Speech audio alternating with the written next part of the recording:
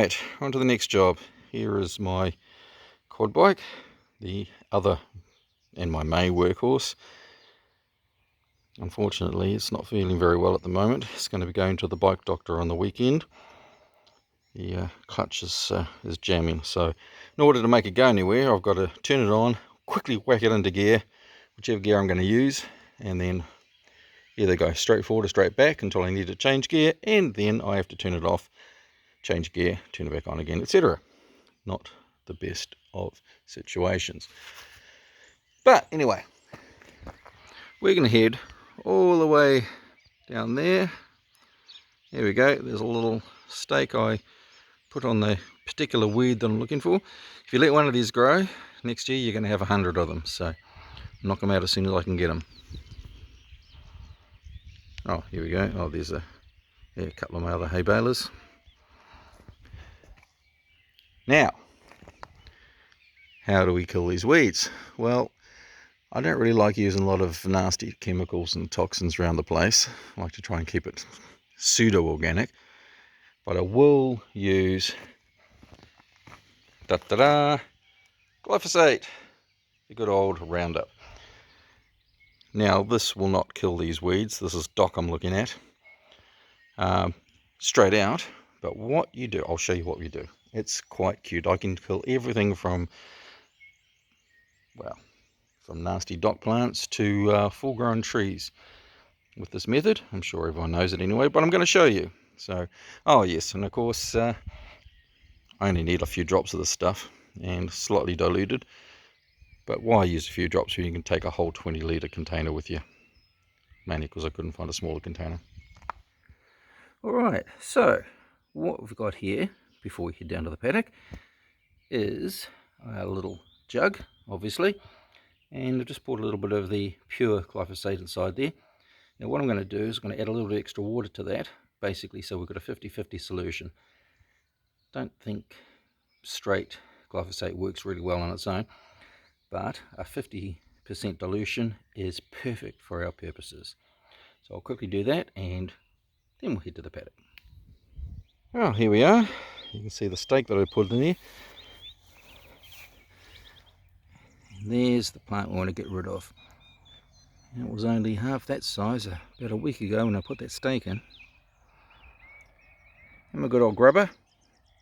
What we're going to do is we're just going to chip it out, and then we're going to pour just a small quantity on the exposed stump. Try and do that within about 30 seconds, and that should knock the root system out completely so it won't grow.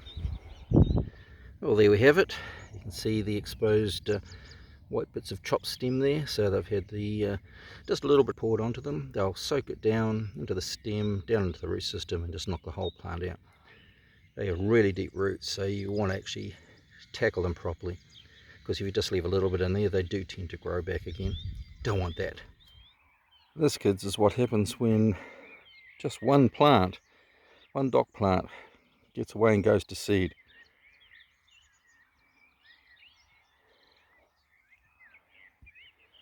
Lots of little babies everywhere. But they're a real pain, these clusters, so I'm just going to let them grow a little bit until they're a bit thicker.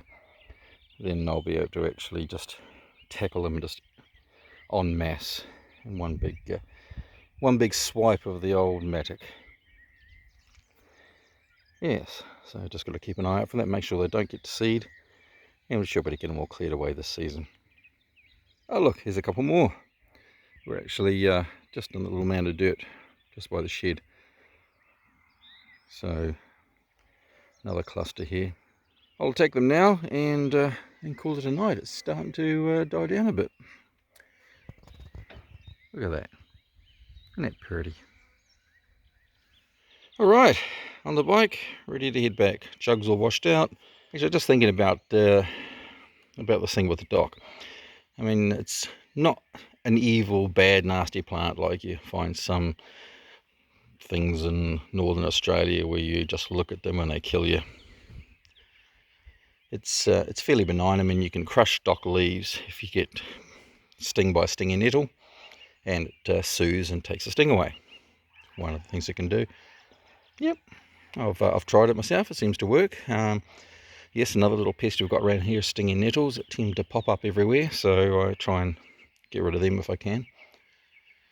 But the trouble is, it's bitter. Even it's got a great taproot, long deep roots. That's absolutely perfect because we've got a fairly shallow clay layer here. Deep rooting plants like that are wonderful because you want to actually suck up some of those beautiful nutrients from inside that clay layer. But the trouble is, it's bitter, and the cattle, the horses, sheep and that, they just don't want to touch it. So not much use, and they will take over a paddock completely. So what you end up is a paddock full of dock which nothing wants to eat. Not much good if you're trying to actually grow things here.